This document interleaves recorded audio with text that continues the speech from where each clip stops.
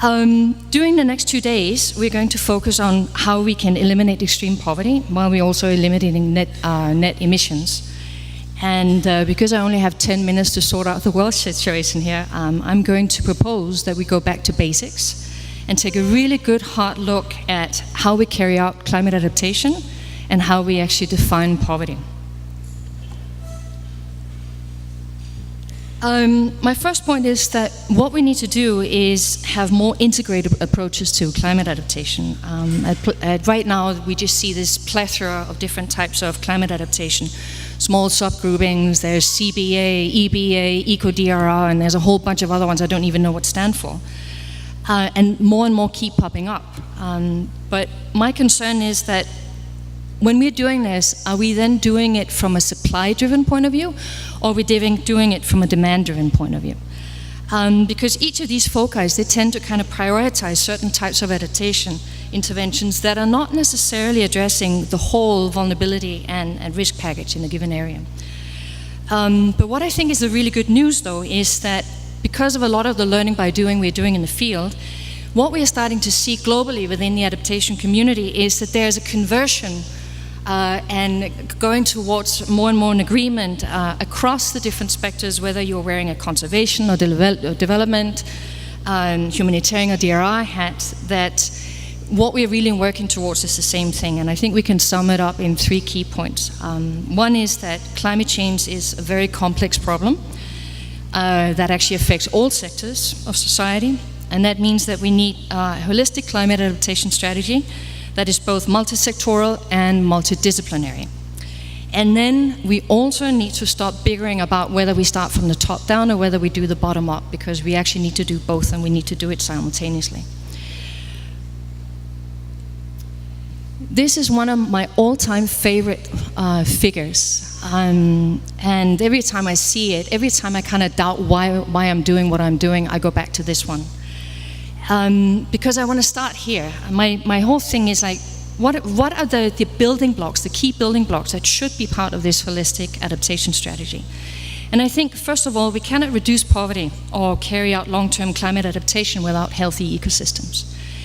And this is because the health of ecosystems determines the health of all of us. And I just want to commend Yolanda for bringing up that point earlier, because I couldn't agree more. So we need to put more emphasis on ecosystems and the very vital services that they provide, because they are the very foundation for human well-being. And then the following diagram, it's actually borrowed from the Millennium Ecosystem Assessment. And even though this is 13 years old from 2001, it actually remains more current than ever. The figure shows the different elements that constitute ecosystems and human well-being. But what I think is even more important is, instead of just having the either or, it also focuses on the very symbiotic relationship between the two. And most importantly, the figure illustrates that it would simply not be possible to have the fundamental elements of human well-being, security, basic material for good life, health, and other social relations, if we don't have the basic ecosystem services. And just to kind of bring it down to a more tangible level, for example, if we have water purification, that contributes to good health, essentially by providing access to clean water. So if we flip that around, if an ecosystem and its services gets degraded, that essentially means that so does human well-being. So climate change is actually further aggravating the negative impacts that we are already causing these ecosystems of ours. Man is actually doing a tremendous job of eliminating a whole foundation that we should be protecting. So it's imperative that climate adaptation focuses on enhancing ecosystem health and resilience to climate shocks and stresses. And then also what I just want to point out is that if ecosystems are healthy, they can actually buffer against climate change impacts, and they can do it in a very cost-effective manner. So this means that we need to ground our climate change adaptation efforts in a mix of sustainable management, conservation, and restoration of ecosystems. This is where I tend to get some reaction, so let me just explain this a bit. Because even though I just said what I just said, I just want to highlight, it doesn't mean that we should only focus on nature-based adaptation measures. These efforts need to be part of a much broader holistic adaptation strategy that takes into account the multiple social, economic, and cultural co-benefits for human beings. This means that the nature-based interventions actually needs to be complemented by all sorts of things. So if we kind of take our starting point in the green aspects here, we work in a lot of areas where we work with poor vulnerable communities, and their first and foremost consideration is their livelihoods. So if we don't find a way to making sure that whatever we are doing from an adaptation point of view also reflects sustainable livelihoods, we're going to be in a lot of trouble. And these sustainable livelihoods, they have to be climate resilient. And then my argument is that we can't have climate resilient livelihoods if we are also not considering the risk factor, which is over here. Because we are dealing with increasing risk, both ecosystems and people, and especially the livelihoods, will have to be protected from the increasing impacts of climate-based shocks and stresses, like floods and landslides. So that's the third circle. But then, adaptation, it's not just about these standard-alone or targeted adaptation measures. It's also very much about building much broader adaptive capacity to make decisions that are informed, forward-looking, and flexible, so that we can continuously make adaptive management of the activities we are doing against continuous change and increasing uncertainty. So that means that we need knowledge and we need skills, and all that has an awful lot to do with the fourth circle, which has to do with capacity building. Then, I think I speak to the converted in this room. We also need to have a gender-based approach to a lot of the things that we are doing, because well, women, they constitute 50% of the population, but also there's very distinct divisions of labor between men and women that has to be reflected. And what we're seeing is very significant shifts in these divisions of labor between men and women. That means that all have to have a voice and be at the table. So that brings me to the last one. And don't be concerned about the sizes of the boxes. I just put it up there. But all that essentially has to be done within a governance context. So it's not that governance is separate. It's like all this has to be within a strong governance context, because it is, if we want to have any notion or any illusion about having continuous adaptation processes, we need to make sure that they're integrated into a long-term institutional structures where responsibilities for adaptations are integrated into government terms of references, and whoever needs to take responsibility and be accountable for further action. So what we are learning from the field is that you can't build adaptive capacity of all the involved stakeholders if we are only focusing on elements of this. And that's exactly what we're doing right now. You know, I used to work for CARE. I was managing their global climate adaptation portfolio, and we, as a humanitarian organization, had a very rights-based approach and looked very much at the socioeconomic aspects. And then in the field, we realized, like, wait a minute, you know, we are working with resource-dependent people. So we certainly also needed to have that aspect in. And right now, I'm working on ecosystem-based adaptation. And we are learning exactly the same, that even though we take our starting points in the ecosystems aspect, if we don't have the people component and a full balanced integration of it, it's never going to work. So this brings me back to when we are looking at this package deal. That's a very tall order, and it's actually hard to imagine that one organization can do all this. So what do we do? And this then brings me back to the point that I was making a bit earlier, is that we see all these separate efforts going on, and we are kind of boxing ourselves into smaller and smaller corners by defining our specific efforts with words. And what I'm saying is that we actually need to go the other way. We need to start building much stronger partnerships. But then it's really important that,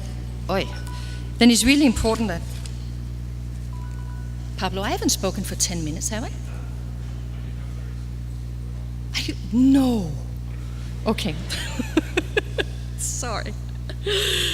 Okay, so what I just want to say here is that we need to get away from arranged marriages and partnerships of convenience. So we have a tendency of aligning ourselves very quickly with organizations to get a job done for all sorts of reasons, but I think we can learn a little bit about how to actually work together from marriage counseling.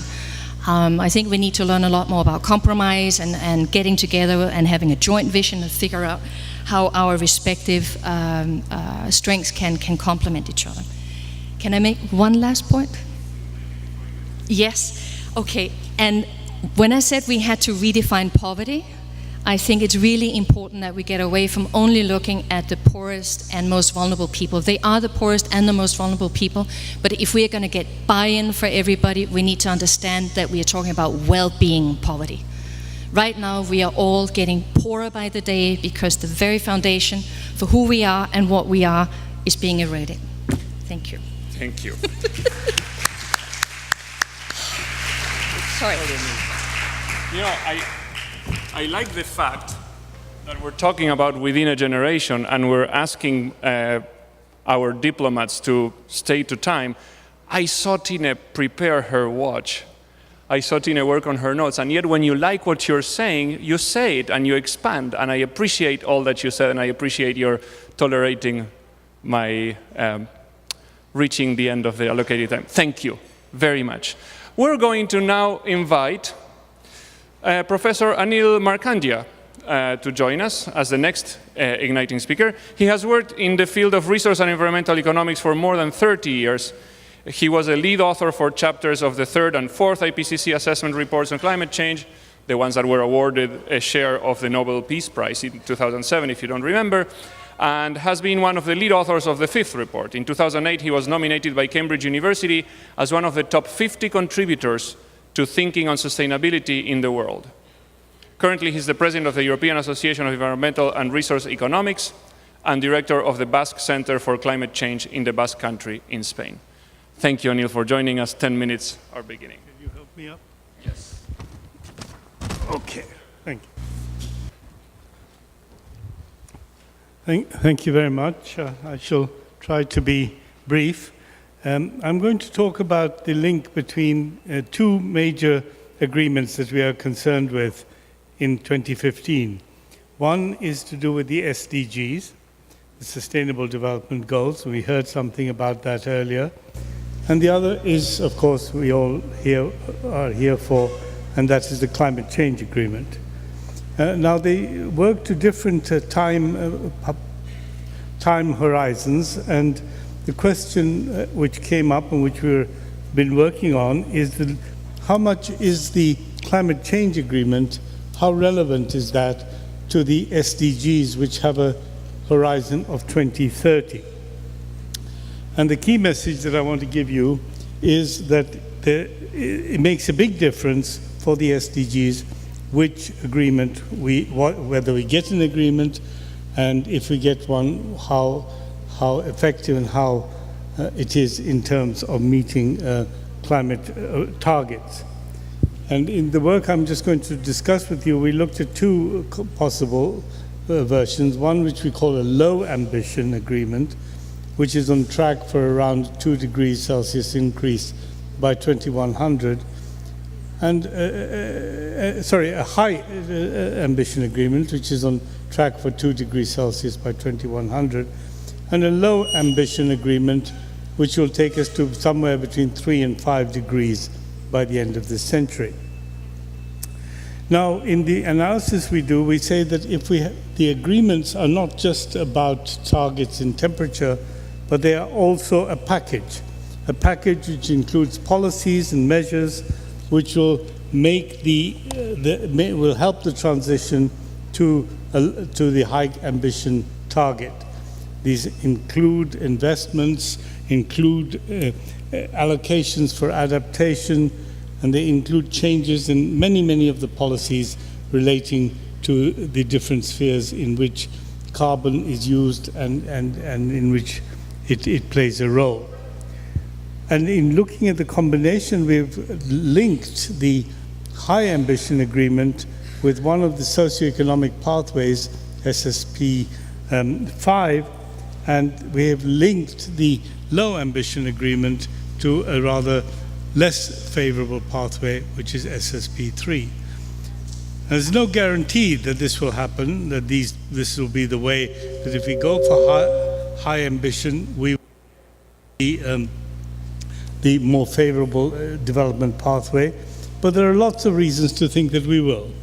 And that's based on much of the discussion we heard in the first session, in which the policies which involve the transition are also policies that help development and help growth. So if you look at the individual, in the individual SDGs, and by the way, there are 17 of them, in case you didn't know, which we are trying to reach some kind of targets for and some objectives for by 2030. The first, of course, is probably the most important, is to to eliminate poverty by 2030, zero poverty. And in our analysis, we find that the high ambition has a higher likelihood of achieving that target, partly because it's associated with greater growth, which reduces poverty, but it also provides more resources to vulnerable people for adaptation. The second target relates to hunger. Again, there's not much difference in terms of impacts from the agricultural sector between a high and low ambition scenario to 2030. There is a big difference after 2030, but the high ambition scenario has more resources for improved agricultural technologies and more prospects of reducing losses due to extreme events. The same applies for health. If you look at the likely health impacts of climate change, there's not much difference to 2030 between the scenarios, but the high ambition has health benefits through higher growth and cleaner energy. In terms of education and gender, the other two targets both benefit from growth in the high ambition case, but the gender goal also has benefits if impacts of extreme events are better adapted to, because women tend to be more impacted by extreme events than men. The other SDGs relate to water and sanitation, and again, the high ambition scenario has more resources for adaptation, which will help to meet the goals which we are thinking of setting there. If you look at energy, we ran a couple of integrated assessment models for the two scenarios. The high ambition scenario by 2030 will have globally about 21% non-fossil energy. A low ambition scenario will only have about 12%. There are major co-benefits from the higher non-fossil energy with the high ambition scenario. If you look at growth, we heard earlier this morning of the importance of closing the gap between rich and poor countries. And again, the two scenarios differ in that respect, with the high ambition scenario closing the gap. With the low ambition scenario, it's even possible that that gap between the living standards in rich and poor countries could widen. The next SDG relates to resilient infrastructure, and we have an estimate from the report by Nick Stern and Calderon and others that we need about 90 trillion in investments to meet infrastructure needs to 2030. With the right policies, the high ambition scenario can use this program to eliminate many of the emissions which would be associated with that infrastructure investment. We heard again that about 90% can be eliminated at virtually no cost. That's not guaranteed, somewhere between 50 and 90, but a significant amount. But the more important thing is that if we go for a low ambition scenario, we may be locking in investments which will have higher costs to eliminate emissions in the future. In terms of the actions to combat climate change, one of the things here is the importance of adaptation budgets, the amount of money available, and currently we have around 19 to 21 billion a year available for adaptation in developing countries. The best indications are that we need somewhere in the neighborhood of 70 to 100 billion. It's more likely that with a high ambition scenario, that gap will be closed. This will be very important because it will help us to achieve the SDGs which we relate to health, relate to gender, water and sanitation, and so on. And then we have the agreement, the targets relating to ecosystems, and that we just heard in the previous discussion, but large infrastructure projects will be more environment friendly under a high ambition agreement. Cleaner energy and carbon sequestration programs via RED have major environmental co-benefits. I'm almost done. So to summarize, this is the last message I leave you. We have the 17 targets there. We have a color-coded chart which tells you that what the risk is of achieving that target with a high ambition scenario and what are the risks of the low ambition scenario. Red is not a good color. Yellow is not so good either. Green is great. So the more you can get green, the better. But we're also not really very sure about this. There's a lot of speculation involved. So we put here our confidence about what the likely effects are going to be. Dark blue, we're perhaps high, there's a bit strong, but more confident. Light blue, slightly less confident. Very pale blue, not really confident at all. Last slide, next steps. Well, we want to investigate the links between these SDGs and different climate ambition scenarios in depth through some case studies. We still haven't agreed which ones we're going to look at, but it's likely that we will do a more in-depth assessment in Pakistan, Uganda, and some of the countries in the Central America and Caribbean region. Our final report will be prepared by the spring of 2015. Copies of the report are available, so please take one. Thank you.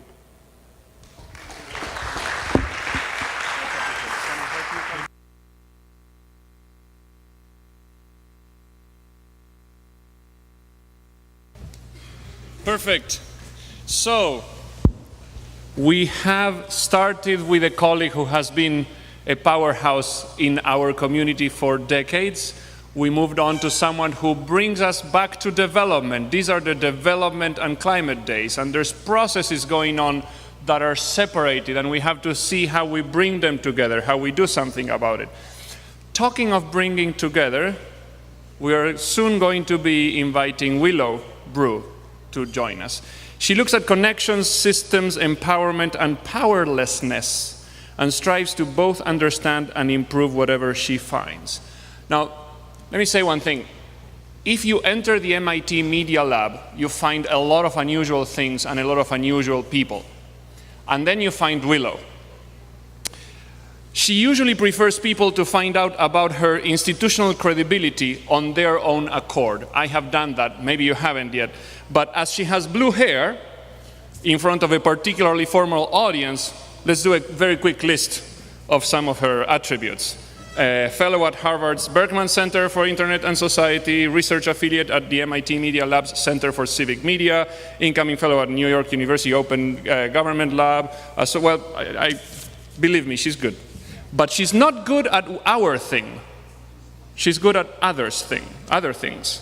Before joining us, for example, here in Lima, she was in Kenya, supporting the Kenyan Red Cross, refine, revise, rethink flows of information for what has been the largest refugee camp in the world. Peak population was 500,000 people. Okay? And how do we manage information? She was there helping. She has brought hair dye in case you want to join her. Over to you, Willow. Thank you. So we are, of course, having technical difficulties, which always relates to my first slide, which is funny. And that's the wrong screen. So I was asked to use this mic instead, so I'm going to use this one. That's a distinctly different voice. That's amazing. And I'm just going to fill space. So with Dadaab, I was tasked with, if climate change means more Dadaabs, how do we make them suck less? So refugee camps, to my understanding, are like cheating at SimCity. Does everybody know about SimCity? You get to build roads and and tunnels and build houses and zone things. But if you cheat at it, everything ends up in an exact grid, right? And this is what sphere standards are. We know how to keep people alive. We know that the buildings or the tents need to be a certain distance apart, otherwise fires will spread. We know that people need a certain amount of water on a regular basis. But it also means that there isn't much in the way of creativity. You're supposed to just sit. Your one task is to be alive. And that seems pretty disempowering. I don't think, that's not my definition of alive. So now that this is working, and the clicker works too, it's like Christmas, or whatever holidays you celebrate. Can we move the mouse, because otherwise it's gonna drive me nuts? Thank you. Also, tech guy, translators, I hurt you both. All three of you, you're amazing, thank you. It's like having superpowers. Okay, so we've already driven home that this is a very high order, right? Not only zero emissions, zero poverty, but also within a generation. Whoa. All right, so this is what we planned for, like the beginning of this talk, and this is what actually happens, right? It's never the same thing. And so I'm gonna tell you a story today. I forgot all of my notes. There's a piece of paper along with my laptop. Can someone bring that to me? Thank you.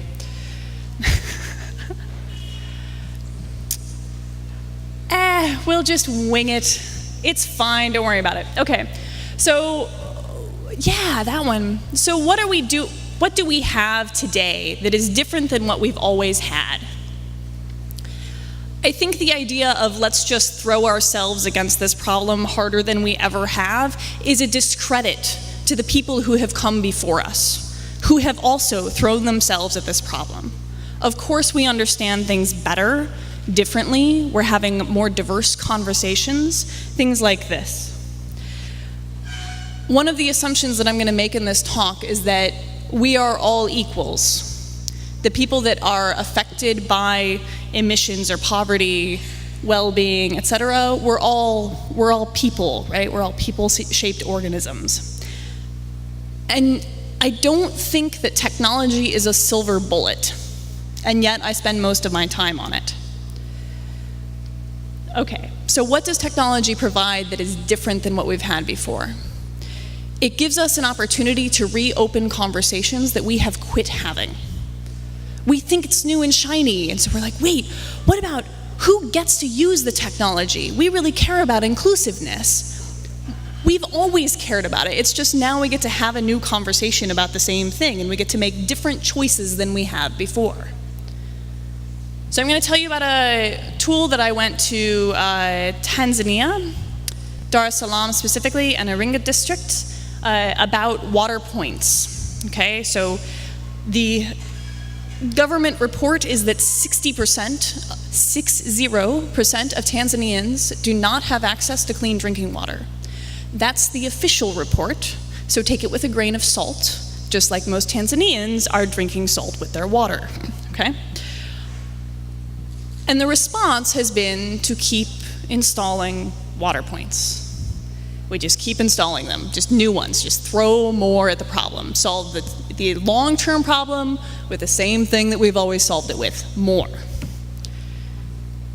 And when these points break, people are supposed to report that it's broken, right? So the state takes care of the maintenance of it. And to report it, you go to the office to fill in paperwork, which takes a long journey. When you're in the office, you fill in all the paperwork.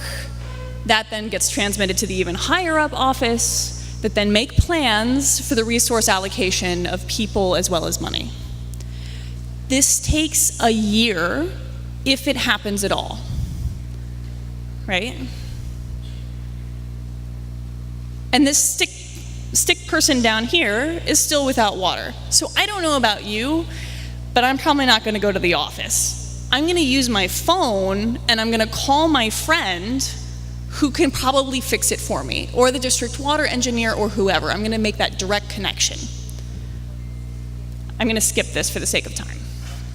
Did you see that self-organization? That's not a real thing? Okay, cool. So here we are back at people self-organizing at these points. They're figuring out how to do it themselves. They're not using the infrastructure that we put in place. They're not following the plans that we put in. They're just taking care of it, right? Because at the end of the day, you need water to drink. And this happens at every single one of these points, which means that no one's going to the office, which means no one has plans by which they can allocate resources. So even if the government structure had the ability to respond to these reports, they don't have accurate reports. Everybody good? Am I speaking too quickly? Sweet. So what if instead, with our new abilities of technology, we help facilitate what people are already doing?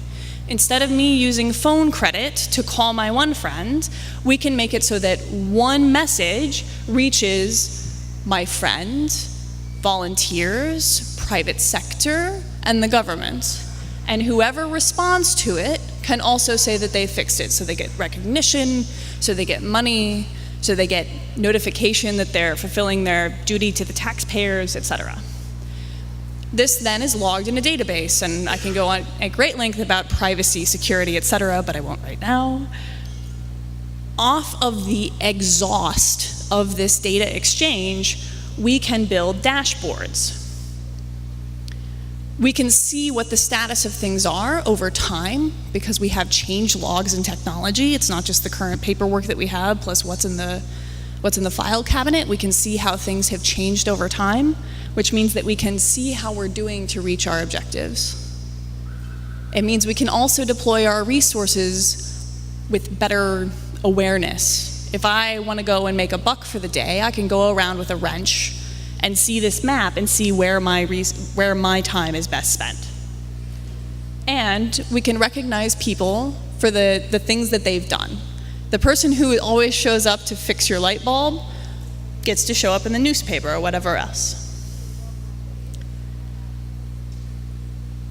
This immediately serves the population. They're just doing what they've always done. This helps the office spend their time on things more than processing paperwork. And it means that the understanding that we have of the situation is more accurate, so that when we reach zero corruption, we can have people that are actually deploying the resources they have appropriately. Hooray! Okay, cool. So I'm used to pacing around and waving my arms. I feel very constrained right now. All right, so what's the point? I have this written down. Oh, the one other thing is that we also worked with the local software developer community so that this fork of a globally used free Libre open source software repository is localized and held by people in Dar es Salaam, right? At the end of the day, I should not be needed anymore. I am excited to do other things. This is wonderful, but okay. So what's the point? We get so caught up in the shiny now of things like reporting mechanisms that we forget that we might just be providing new feedback mechanisms and input mechanisms to busted old systems. We cannot think that one component will change and everything will be fixed. It all has to be integrated. Hey, thanks. I appreciate you. All right, so my last point is that this is already a big ask. But I want to know what comes next, because we are building on the shoulders of giants right now, and if we do this within my generation, what do I do next? What do I need to put in place for the people who come after me? What happens for the next generations? And how can we document it so that we're not needed at the end of the day? Okay, because we're gonna die probably, I assume. Okay. All right. Let's just bounce around more. Okay, so what we plan for can be what actually happens because we can embrace this. This is me. I would love to talk to you more about any part of this, about how we are the answer together. No one of us will hold the entirety of that. I also rant about many, many things. I will teach you how to encrypt the things on your laptop if you want. I'm on Twitter a lot, and if, as a last resort, you need to email me, but please try other methods first. with special thanks to amazing people. And because this is always the next question, here is a link to how I made this presentation.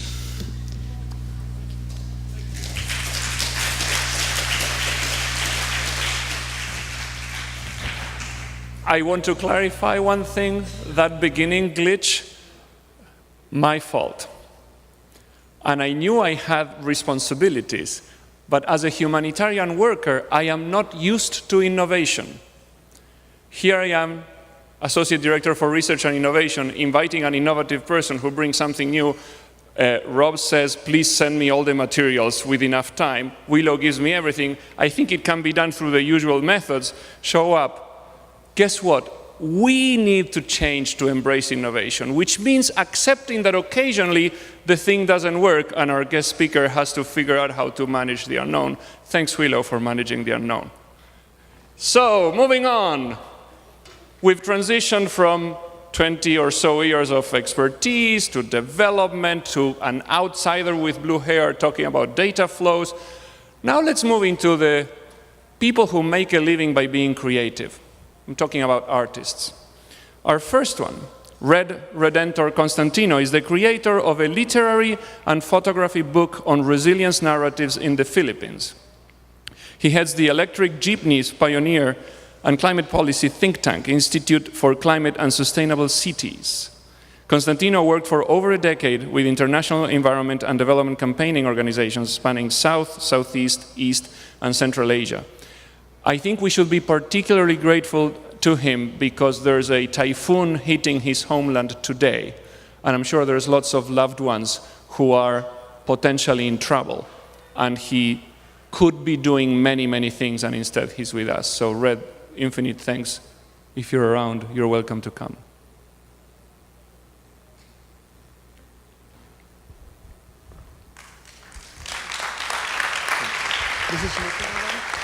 He's going to.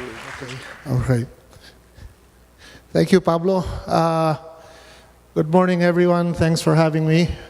My name is Red Constantino, and I can't really sit still or stand still, so rather than take the podium, I'll just be going around.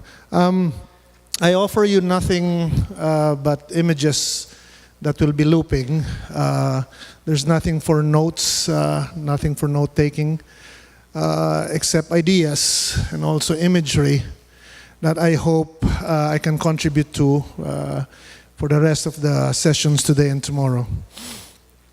I'm from Manila, Philippines, a land of many volcanoes, many, many volcanoes, and a land of many, many storms as well. 20 typhoons passed by our country, Philippine Area of Responsibility. About 6 or 7 every year touch base. Right now, as Pablo said, one has made landfall. There's trouble ahead. But it's not as if this phenomenon is new to us. Yes, stronger typhoons, maybe more frequent. A lot of chaos happening in the climate system. The thing that we need to do, though, we try to keep reminding people to do, is not simply to respond to things that are happening in their place, in our country, but to build, to consider the future, and also to consider their ability to put wonderful things together. If there was ever a word that I'd ask you to remember from my 10 minutes, it's the word shine. Like the day outside is shining, sunshine. My country needs a little bit of sunshine in the next few days, so think of the Philippines and think of sunshine. Shine as well for your office, for yourselves, for other people. Because in the face of a really growing, increasingly urgent climate crisis, our job is not simply to cope. Our job is to shine. Our job is not simply to come up with a climate response.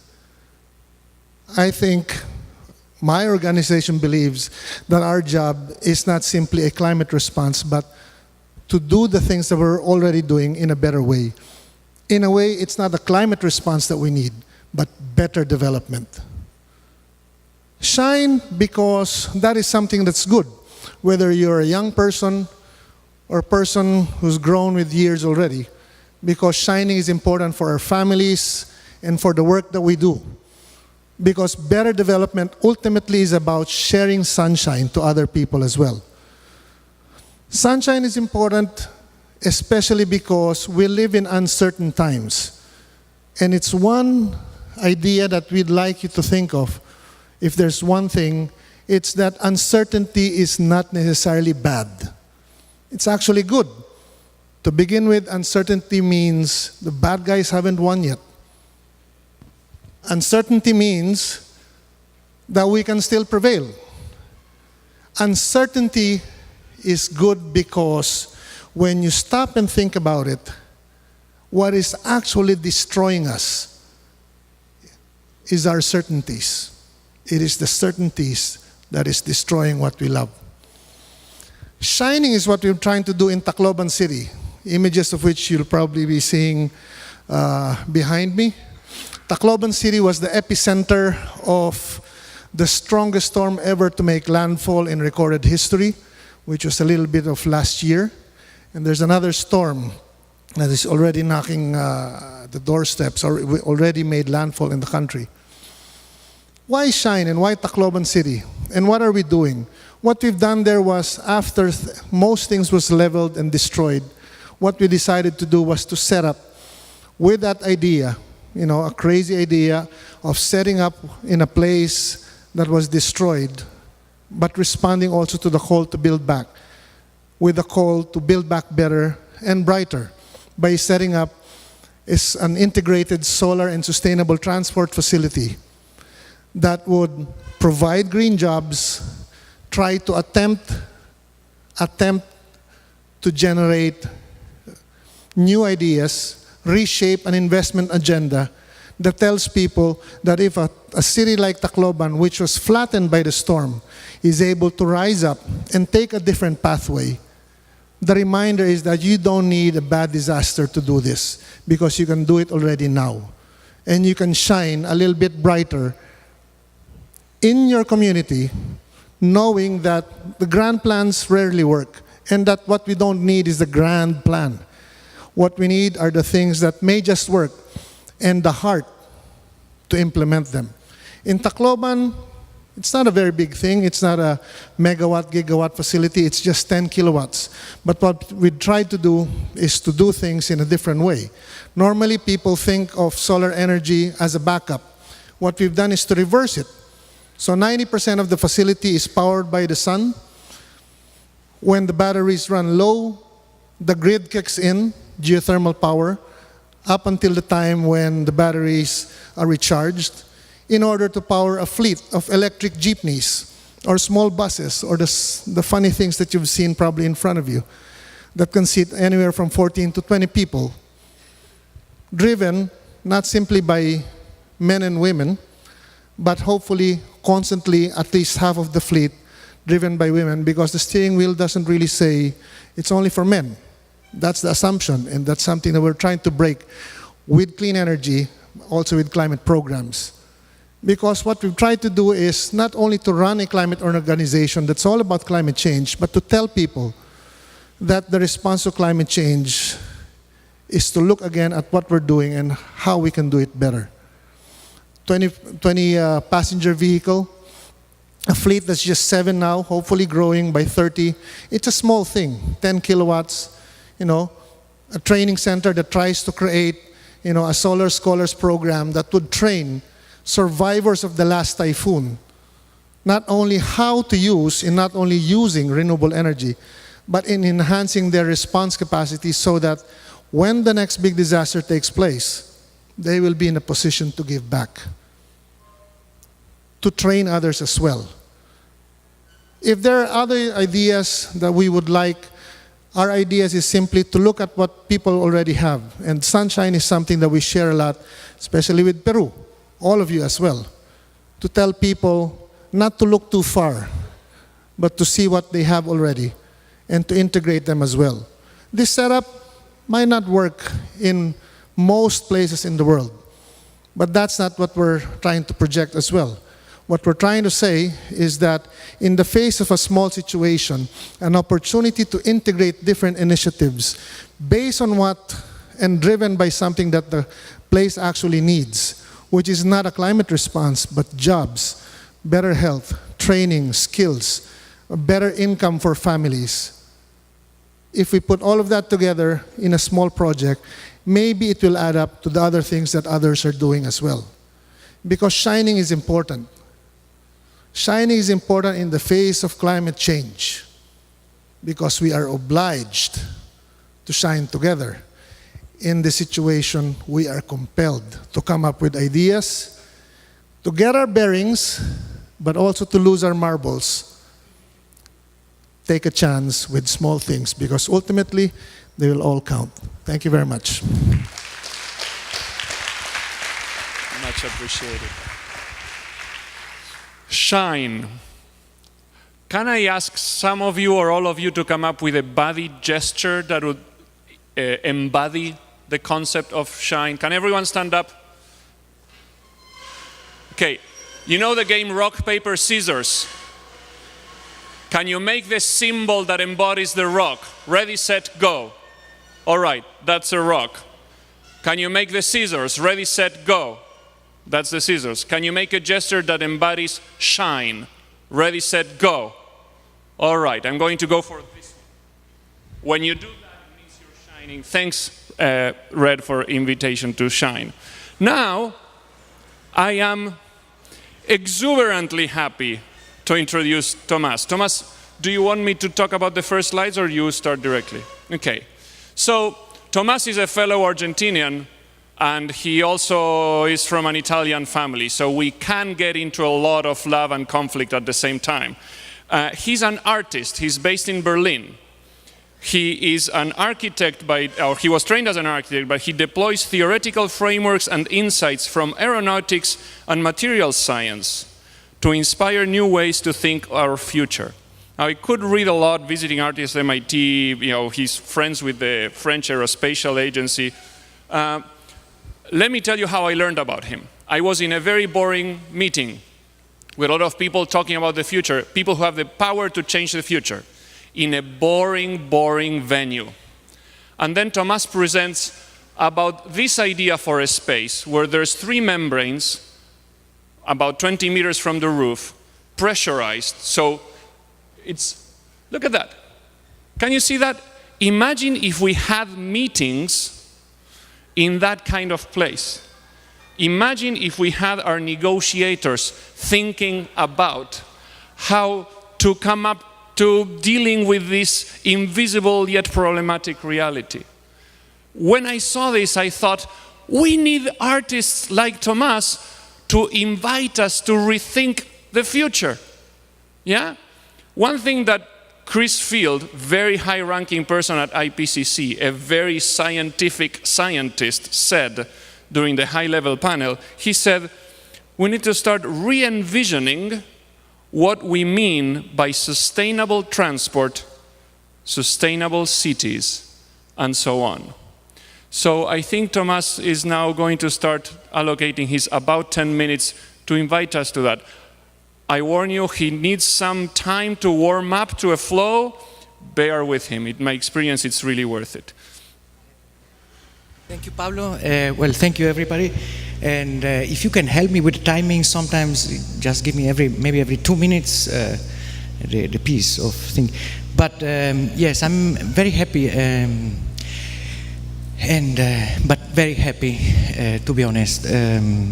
One thing that all the time kind of keeps surprising me is the energy. And where I live from is the energy that others give me. And I hope so I'm able to give it back. Does it mean I want to ask you, how many of you have not slept yesterday night to try to present something to the rest of the audience here? One have not slept. Look, there are my friends. My artist friends. Okay, here they are, there one. Wonderful. That's what keep me up all the time. And that's what it give me, I don't know, wherever it came, but, well, well, I left at 2, 3 o'clock. And this is a little bit a struggle. It's like, I have to put up the slides somehow to share with you also of the other things we have been doing. This means this kind of back and forth of saying how we can kind of self-organize ourselves to be able to communicate something, maybe as artists, maybe as inventor, maybe as whatever. But this time, and this means what I will try to present now is a little bit, when Pablo invited me to come up to Lima, I said, well, just to give a talk. And I said, well, I'm not so very interested to give a talk, to be honest. Why we don't try to do something? And most when I start to read the last line, which says, within generation, it might be more appropriated. This means what we thought during these 4 or 5 days which I have been here, we have been trying to do something together. We have been trying to contact local artists, volunteers from the Red Cross, and I started to work with the Red Cross. This means the project that we're going to show you is an attempt to try to do something. If have to be in one generation, better we start sooner or later. This means, we will try to, the other thing also what I want to make sure, we want to show you what we have been doing, and usually artists show, sometimes they talk, but most of the time they communicate with the work that they do. This means we have been bringing part of it, and hopefully we'll be outside during the lunchtime. We will try to inflate, we will try to see where it goes. 2 minutes already passed. And we will try to see if it's work. You are all invited. If it works and there is not so much wind, you will be able to enter inside the space we have been created. And this means, and it lasts very, very short, because if you get wind, it get broken very, very quickly. This means when we start to inflate it, if you want to have a look, keep an eye while you eat, because it might last very, very, maybe 1, 2, 3, or 5 minutes. And hopefully on Monday we will be able to launch it with Hackspace. But anyway, the name we have given is missing the Enye, Intinyan, right? It means the way of the sun in Quechua. I have been reading and learning with my friends during these days. And this means, I will try to put it a little bit, the work we have been doing these days in a kind of a bigger context. And how many of you have been board an aeroplane to come to Lima? Okay, wonderful. Everybody knows that between 20 and 30% of the pollution of planet Earth is produced by transportation and mobility. And this means, here is a challenge we have tried to answer with our friends, and you are all invited to contribute also to try to mobilize this is a petition I will ask you to sign later on the day. This means, if tomorrow is a sunny day and there is no wind, how much do you think it will take to elevate some of us in the air?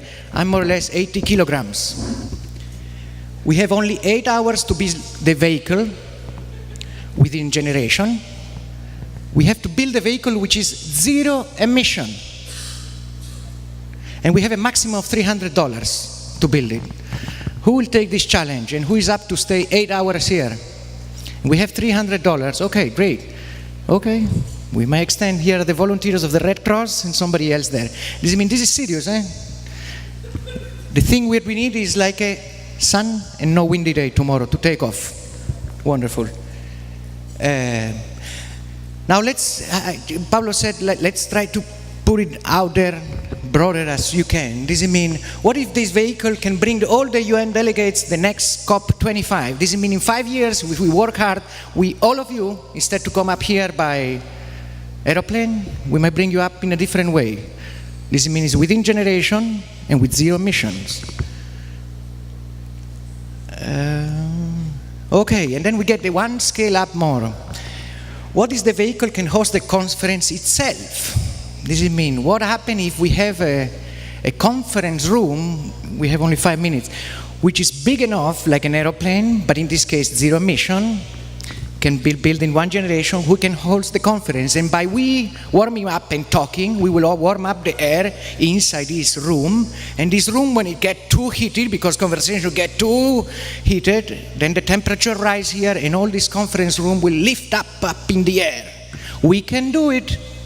It's quite pathetic, all these tents and this architecture, I must say. It's quite a shame to be discussing climate change in a place with full of air condition, with a thermal isolation is really bad. And I hope so we can start to reflect on that issues. I have been at the UN, it's really unbelievable. What is the architecture we are offering? And we are talking climate change with this energy. Well, this means we can do it if we want it. Now, we can go on, no? And then we can change the way of travel, the communication, inhabit the planet by new thermodynamic imagination, rethink the social, military, political journey. Well, I can go on and we will change all the world and quickly, hopefully, with you. This means a little bit about pollution. We will go through Kadra Share. And this is the material where we start to work and what we have been doing during the 4 days. This means everybody know how unresponsible we have been with the plastic bags, in this case in Cuba, which they have they know how to reuse some element, but nevertheless you find this. This is in Cuba. This is where we start our exercise. It looks like trash bags. We start to collect them. We know what they produce, trash bag. Around Red Cross, we have put boxes where people have been donating plastic bags for over a month. Pablo, if I don't go here, yeah, Red Cross, Peru, here is. This means people have been bringing all the time their plastic bags. There have been some signs. And somehow I was very surprised that also the plastic bags end up in the camilla. ¿Cómo se dice? When in the bed, when you feel ill, inside the Red Cross, plastic bags end up here. Everybody know that the way how we use plastic bag, we trash them in the sea. There is a Pacific vortex. Then the fishes eat the plastic, and then we eat the fishes. This means somehow it's amazing also how the climate change and the climate part of the Red Cross, somehow that they, instead to heal the patient, somehow maybe we can start to look also what did my cows also, and they end up there in the doctor bed as a plastic bags at the Red Cross. This means we have to start to build something. Some of us have borrowed some space here in through Carlos Casa Pausa. And it was funny, there was an exhibition which is written, La ciudad crea monstruos, the city create monsters. And these were the space when we have been working. We pick up, Willow also was joining. Well, we have been always eating ceviche and enjoying. We have been taping, we have been working. Well, here is the space we are sitting. A couple of days ago, we have been start to taping the things. It's fantastic, it's flat and it's clean. In this case, yes, it's working. This means we have been taping. This is yesterday night around 3-4 o'clock. In the morning, it was all wet because we have been testing here. This means we have to dry the plastics. Here's the pizza again, 3 in the morning yesterday. This is another workshop where we have been washing the bags one by one, then drying them, then putting them together. Other workshop in Colombia, some other people have been making drawings on top. This is in the Emirates Arabs. This is kind of a global movement. This is in Colombia, Medellin.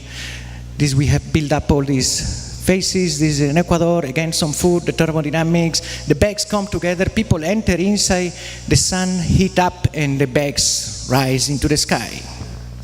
There is no helium, there is no battery, there is no hydrogen, there is nothing. It's just plastic bag, reuse, not recycle, tape them together and the sun heat up the inside and it goes up. It just goes up. There is nothing. How much it costs this? Well, maybe we can do it even with less than $300 because this doesn't cost nothing, right? It's just only time. Maybe we need a little bit more than only the group of Red Cross volunteers and somebody from over there because the plastic is there. We are trashing it out. This means it's easy to collect it, not even 300.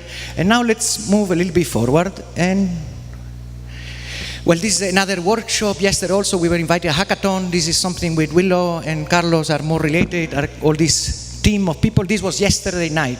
Technically, this means there is another Carlos which is trying to build the GPS and we were trying to launch the solar balloon in a couple of days. We are doing some instruction that Red Cross might be able to, and I'm skeptical on replicate because most of it is human relationship that we build, which are very difficult to replicate. This means something which we are trying to understand how it goes, but it's very important. You need the sun when it comes up.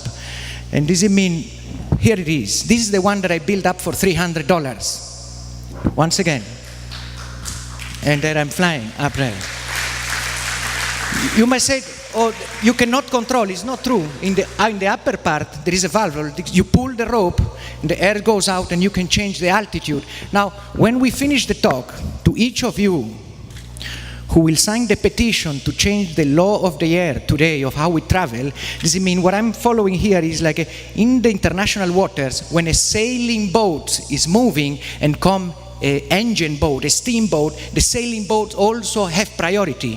Now in the air, it doesn't occur this. Does it mean what I'm claiming is that the law has to change, and I beg you to sign it, when we have this type of vehicles, when we are flying up into the air, and then there is an aeroplane coming, the aeroplane has to give away to us because we have much less maneuverability. And that's the way how we're going to do it. And does it mean more sample? Now, I'm together with, I have a residence with a French space agency. We'll say, oh, it come a cloud in front of the sun and then you just go down. Yes, true. But the French in the 70s and the 80s have only 2 minutes. There have been some of these solar balloons, unique, which they were up 72 days up into the air. And talking with some of the engineers, they can be up until 3 years with the same plastic we are doing the bags, 15 micron mild and transparent foil. There is no other technology than this. Now, but they cannot fly anymore because there is a problem with the aeroplanes, right? And does it mean they have a struggle legally? Look so far that they give me one of these vehicles free to me. I'm getting one for free, which is amazing. And I hope so with Hackathon we will launch it very soon.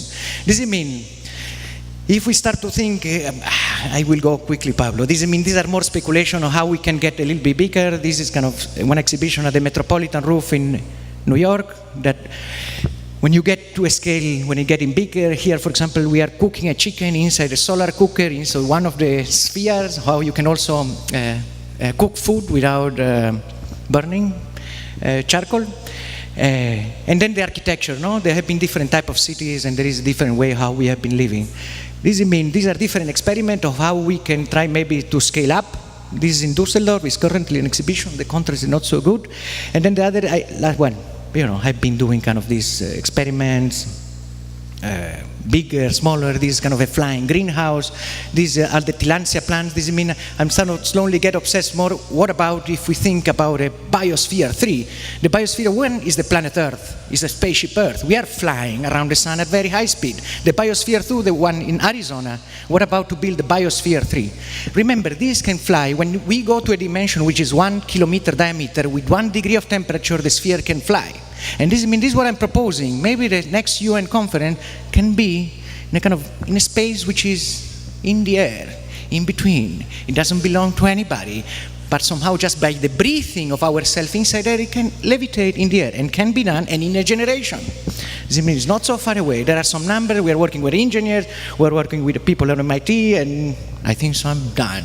Thank you.